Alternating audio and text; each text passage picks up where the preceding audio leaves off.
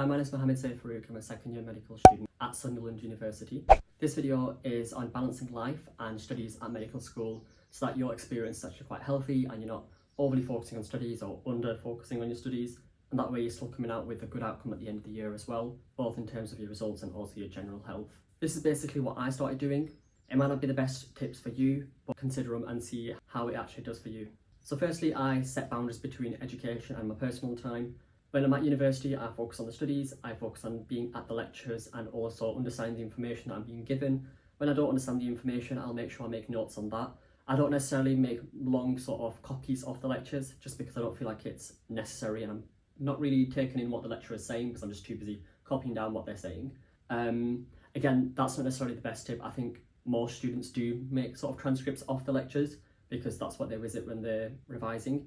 I sort of make sure I understand the lecture, and then when it comes to something that I don't understand, then I make notes on that. And in terms of the lecture itself, I'd revise by learning the lectures, reading through the lectures so that I understand it, because I felt like once I understood something, it returned a lot easier than sort of repeatedly going through it in my head to memorise it, because I guess memorising isolated facts that you don't actually understand isn't that helpful. Outside of studies as well, I'd set sort of dates where I'd start revising.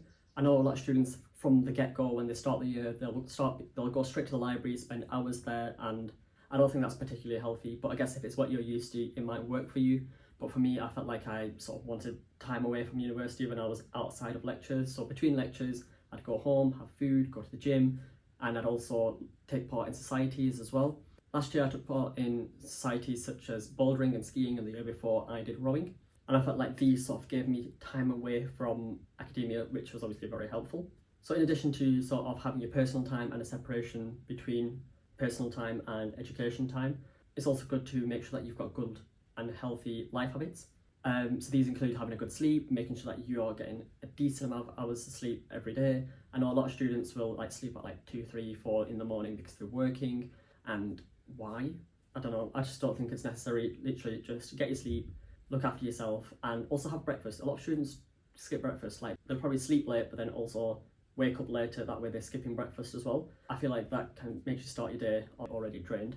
So now we have obviously having the good life habits. In addition to that, it's good to sort of forge good friendships and make sure that you are in sort of a network with people that are also going through the same sort of studies as you are. That way, if there's something that you don't understand or something that you want to go through or people that you want to work with, I think that's always quite handy, particularly for the OSCEs where I'd work with friends and go through the clinical skills together, because things like that is more difficult to rise on your own. And then also countering that, it's also quite handy to have friends that are not on the medicine course. This is something I want to do more going forward, because just having friends on your course is constant exposure to your course. It'd be quite nice to sort of experience what it's like to talk to people that aren't doing your course. I think that's one thing about our university. They kind of put medical schools together in accommodation, which meant the only people that you do see is the medical students. I know these are quite general tips for balance at medical school. If you do have any questions about medical school or things that you think might be stressful for you, or you're a bit confused about how to approach things, just let me know in the comments and we can approach that.